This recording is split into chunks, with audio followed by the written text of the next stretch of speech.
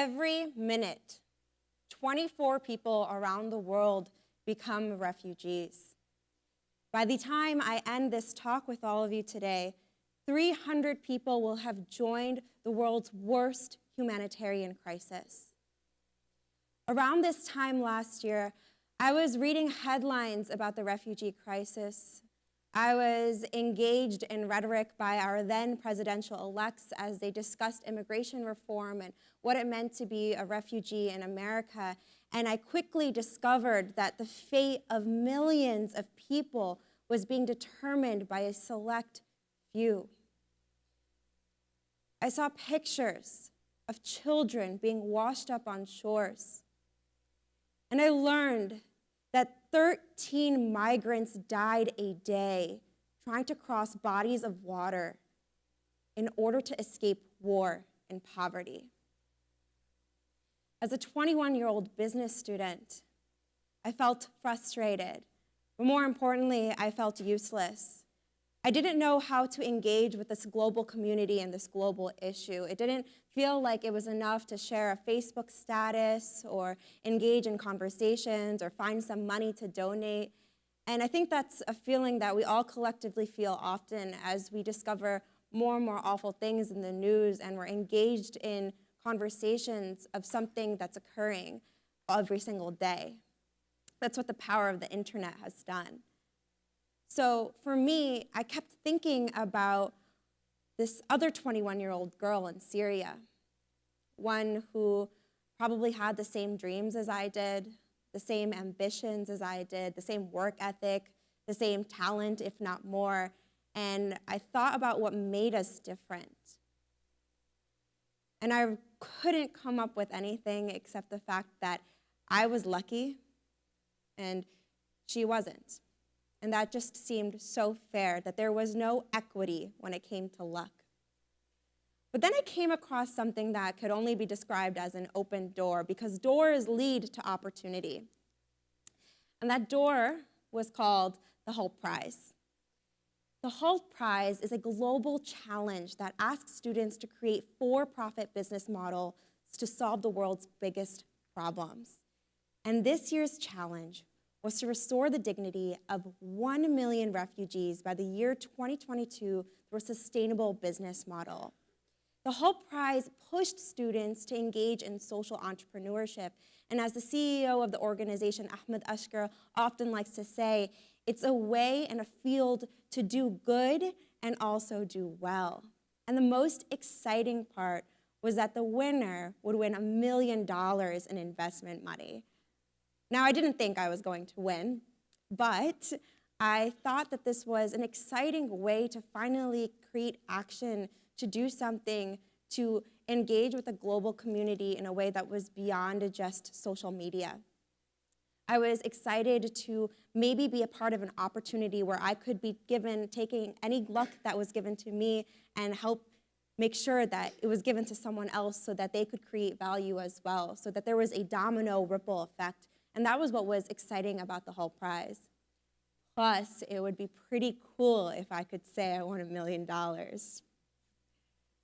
About a year later, I found myself and with my incredible team on the stage at the United Nations as one of 6 global finalists pitching our transportation solution, Roshni Rides. That day, on September 16th, we were awarded $1 million by President Bill Clinton for our transportation solution. It was an act, thank you.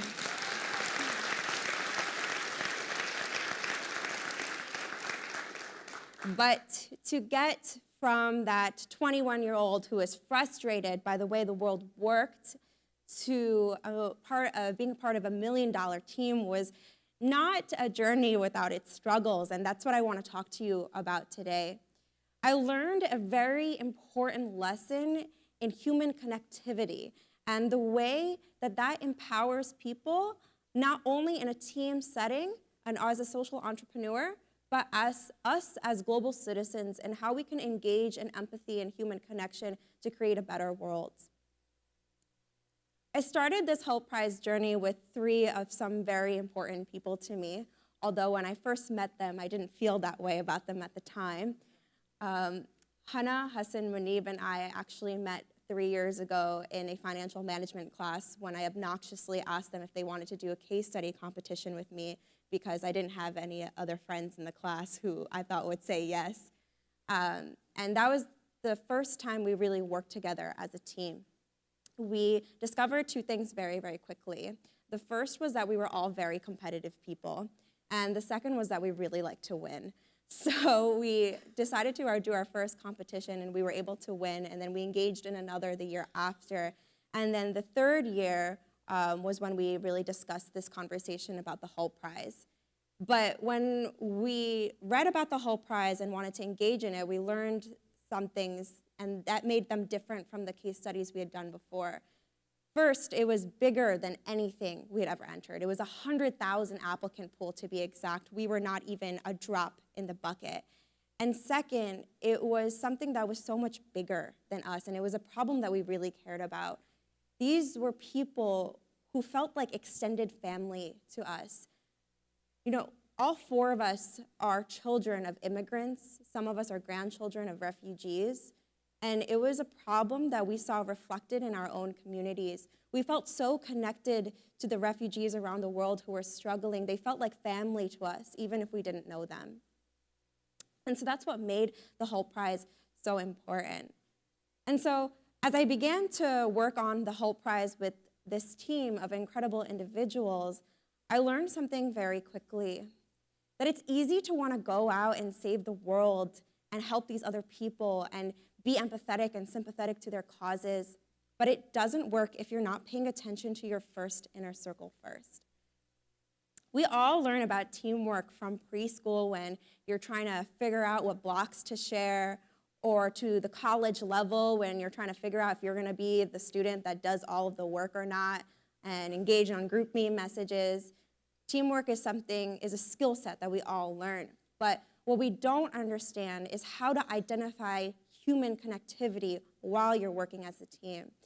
And if you really want to put your empathy and human connectivity skills to the test, get a group of your closest friends and try starting a business with them and tell me what happens. So what I realized was that this was my time to identify what that meant. To me, human connectivity is a step beyond empathy. We all have some kind of natural empathetic instincts. That was why I felt there was so much injustice in the world, and I connected to this girl in Syria. That was empathy. But to really walk a mile in someone else's shoes, to be ready to catch them before they even fall, that's what human connection is about. And that's what I learned from these 3 people. And that's how I identified. That was the first time I was able to identify what human connection meant. And empathy, it's not something that's just natural, is what I learned. It's a skill that requires practice. And I can tell you, I had a lot of time to practice over the last year, and I'm still learning. But I didn't realize what the impact of human connection and empathy is until much later.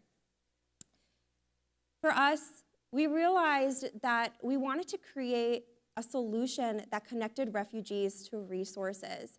And it started with our own homes in Pakistan, where our parents were from. We wanted to really analyze the pain points there.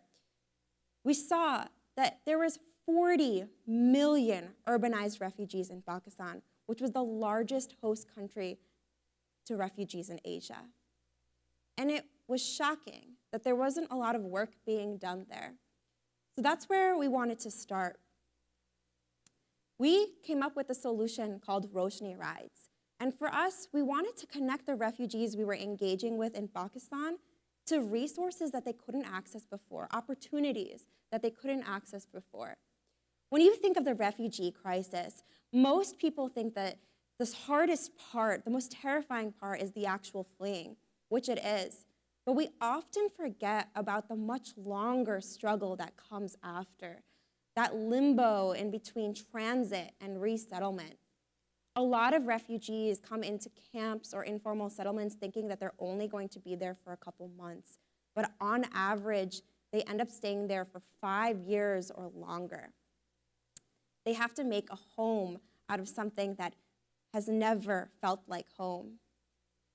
And it's difficult because their opportunities for survival are taken away. There's no infrastructure for development for them to create upward social mobility, for them to create any kinds of self-sufficiency. That's why we thought transportation was such an important solution to invest in.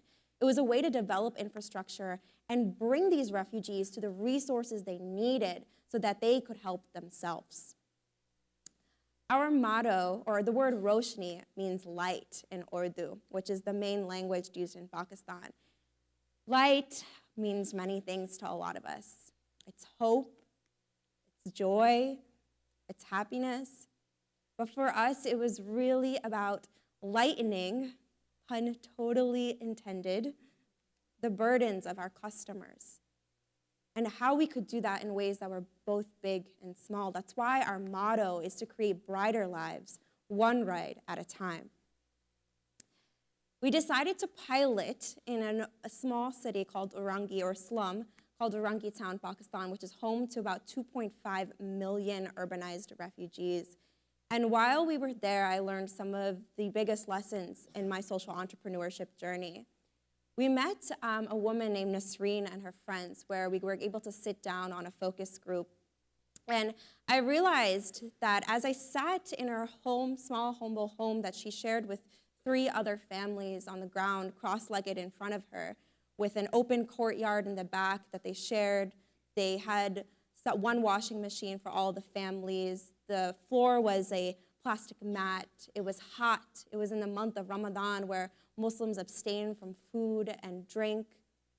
As I sat before her, I realized I'd come into that room thinking that I was going to help and save her.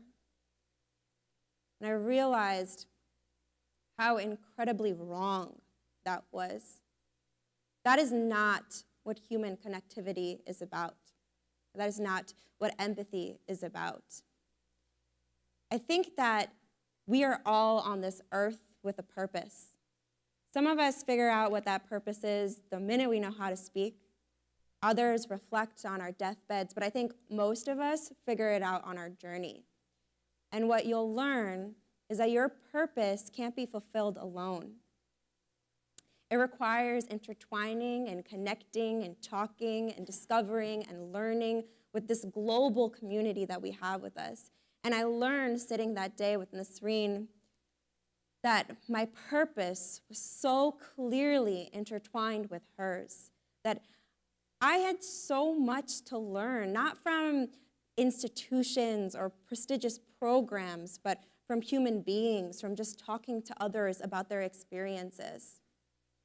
What she was able to tell us and relate to us on that day is still something that I carry with me, and it anchors me in our mission as social entrepreneurs.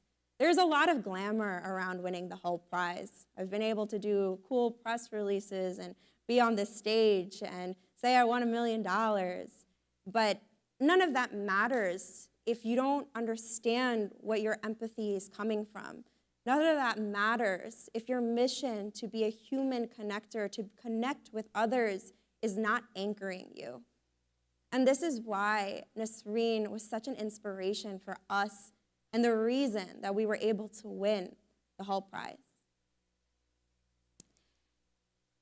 At Roshni Rides, we want to create brighter lives one ride at a time. And it's something that I've learned that connection happens in so many different ways, moments that are big and small. It's in the different ways you interact with your friends and your family and your team and your coworkers. It's not just about the big aha. We can all be people who exercise empathy, who learn it as a skill, who hope to be participants as global citizens that want to change the world. I think I learned empathy from my friends and my family, from my best friends who would take my calls at 1 in the morning when I needed to vent, from my mother who makes me breakfast on days that I'm just running out of time so I can sit down, think, relax, from my team who has patience with me when I'm going crazy, from my advisors behind Roshni Rides who spent hours of their time on Saturdays editing proposals and grants when they could have been spending that time with their family. Those are the small moments of exercising empathy. When you sacrifice parts of yourself, parts of your time to help others, to relate to them, to help them. So I want to, before I end today's talk, do two things. First, I want to thank all the people who allow me to be on this stage, who have shown me what it means to practice human connectivity in both small and big moments, many of you who are in the audience today, so thank you. And second, I'd like all of you to exercise human connectivity in your first step to being a global citizen that wants to change the world, and you can do that today, right now. I want you to turn to the person next to you. I want you to introduce yourself, and I want you to ask them, how can I serve you? And then I want you to watch what the power of human connection can do. Thank you.